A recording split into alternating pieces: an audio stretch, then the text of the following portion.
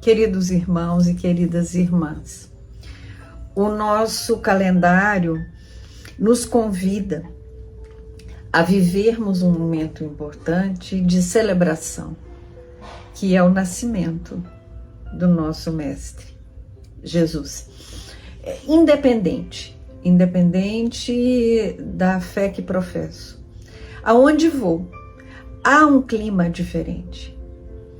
As pessoas mais solícitas, mais solidárias, mais gentis. As pessoas voltadas para si, mas também para o próximo. Essa é uma época que, segundo os espíritos nos informam, a atmosfera da Terra muda, independente da fé que professo. É um amigo que visito, é um abraço que ganho, é a lembrança de uma pessoa querida e que está distante, encarnada ou desencarnada. Então, vamos aproveitar esse momento. Vamos aproveitar esse momento em que os nossos corações estão mais leves. Vamos observar aquilo que pensamos. Vamos nos lembrar dos natais passados, mas vamos nos lembrar sem a mágoa de hoje não termos mais o que já tivemos no passado. Mas vamos agradecer porque tivemos e vamos nos perguntar o que fizemos. Se eu não tenho as pessoas que estiveram comigo uma vida inteira, tenho novas pessoas, novos espíritos. Os ensinamentos deveriam ou deverão ficar no meu coração. É uma época festiva, mas o que festejamos? Festejamos o nascimento do nosso Mestre Jesus. E se nos perguntam, mas por que dia 25? Porque temos que ter um dia para que nesse dia paremos e louvemos, mas verdadeiramente todos os dias. Todos os dias. Esse Mestre que é puro amor, ele se disponibiliza a nascer novamente em mim. Quando abrimos os olhos e vemos o céu, o sol ou a chuva, é Ele dizendo: você tem mais um dia de oportunidade. E o que você fará com mais esse dia que eu te dei, que eu te dou? Perguntemo-nos isso. O que estamos fazendo com os dias que Ele nos dá? O que estamos fazendo com os ensinamentos que aqui buscamos? Vamos juntos colocá-los em prática. E vejamos então, agora que os nossos corações já encontraram o nosso Mestre, o aniversariante celebrado nesses dias, abrindo o Evangelho, encontramos uma mensagem de um anjo. Ele se intitula Um Anjo da Guarda. E o capítulo é o capítulo 5.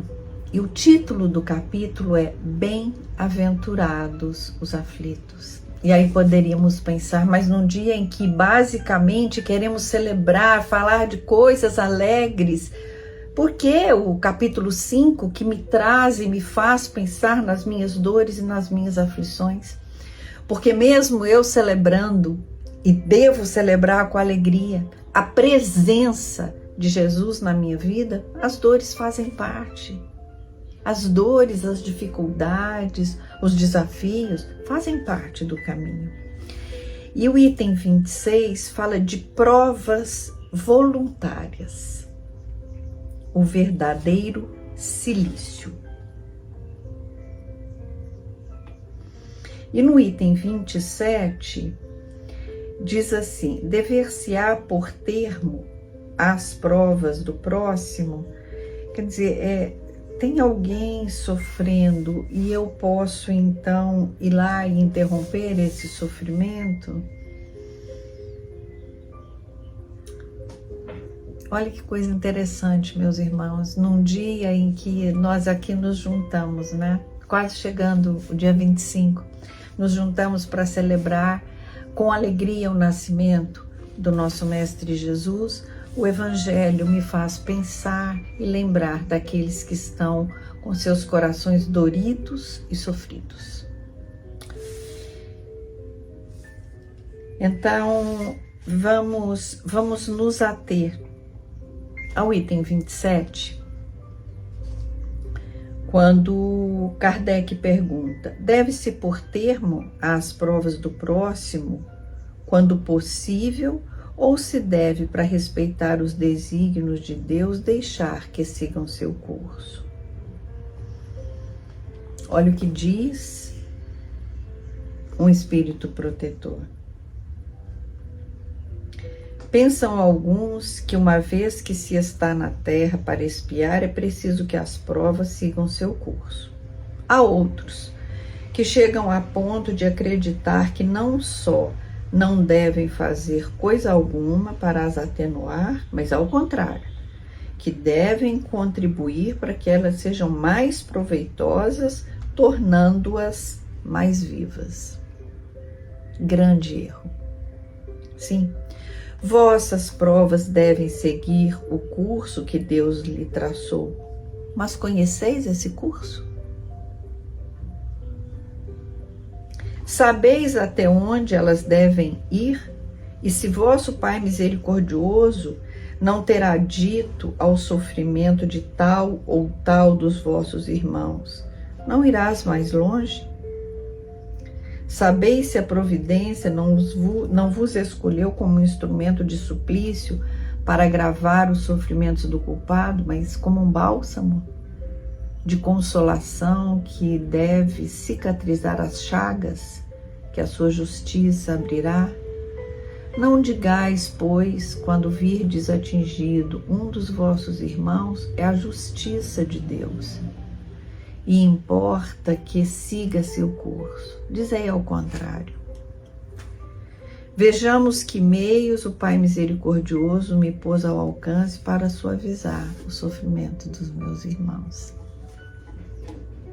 E é uma mensagem longa. Por favor, se puderem e quiserem, leiam no capítulo 5, item 27. E termina assim: resumindo, todos estais na terra para expiar, mas todos, sem exceção, deveis esforçar-vos por abrandar a expiação dos vossos irmãos, de acordo com a lei de amor e caridade. Então, isso vem aclarar pensamentos que às vezes podem nos ocorrer. Como somos reencarnacionistas e sabemos que cada um de nós tem um projeto e um propósito para a evolução do seu espírito, às vezes encontramos no caminho pessoas passando por uma grande dificuldade. E aí não sabemos se ajudamos, e aí esse espírito está dizendo: ajude, é a sua oportunidade de ajudar esse irmão que está em dificuldade. Ah, mas se eu ajudar, a prova dele vai ser minimizada pela ajuda que eu estou dando. Sim, mas quem sabe não é a sua oportunidade. Então, meus irmãos, quando virmos alguém em dificuldade, pensemos como nos ensinou o nosso mestre. Caso eu estivesse ali, o que eu gostaria que fosse feito a mim?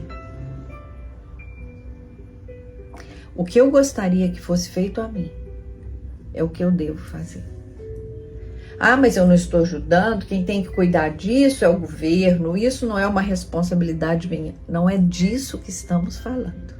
Cada um tem a sua responsabilidade e eu quero exatamente cumprir a minha. Então, o que eu puder fazer para que a dificuldade do outro seja amenizada, para que ele consiga concluir a tarefa que ele se propôs, eu farei. Eu farei por acreditar no que disse o Mestre Jesus. Faça ao outro aquilo que você gostaria que a você fosse feito. E neste momento, neste dia de tanta alegria, tanta festa, quando eu quero presentear, eu quero abraçar, eu quero convidar as pessoas que amo a estarem comigo, que eu não me esqueça que há alguém que espera um convite e não recebeu, há alguém que espera um abraço e não recebeu, e eu posso ir ao encontro destas pessoas. E se eu não posso ir ao encontro delas, eu posso dizer em pensamento: meu Pai de infinita misericórdia, que a minha gratidão por tanto te ter na minha vida me possibilite, em pensamento, espargir, que me permita que em pensamento eu consiga compartilhar a fé que me sustenta, a alegria de servir e o entendimento que tudo passa. Que as coisas boas passam e as coisas ruins também. As coisas alegres passam e as tristes também. O que não passa é o amor. O que não passa é o perdão. O que não passa é eu me importar com o outro, com a dor do outro, com a dificuldade do outro. É isso que não passa. Quando eu não quero que o mundo comece e termine só dentro da minha casa, com o que eu tenho, mas eu quero que o mundo comece com o que eu posso, com o que eu posso fazer por mim, quando eu me divido para auxiliar o meu irmão, como já fizeram comigo. Oh, meu Deus, como eu sou grata a tantos abraços, aos colos que eu ganhei, às mãos que se estenderam em minha direção. Ah, Pai, que eu possa, com a sua ajuda e com a ajuda dos amigos espirituais, minimamente retribuir aquilo que eu recebi. E aproveito esse momento para agradecer a essa casa, a casa de Zico Horta, essa escola, onde eu aprendo todos os dias os ensinamentos do Mestre, onde eu tenho a oportunidade todos os dias de praticar os ensinamentos do Mestre Jesus. E que possamos assim seguir e lembrando que Jesus, ele nasce todos os dias, quando nós experienciamos as suas leis, quando nós desejamos seguir e praticar as suas leis. Muita paz. E que essa paz que ele disse que nos daria,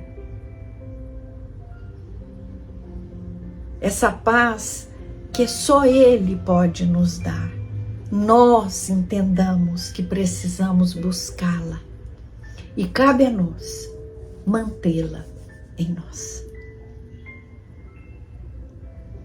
Graças a Deus.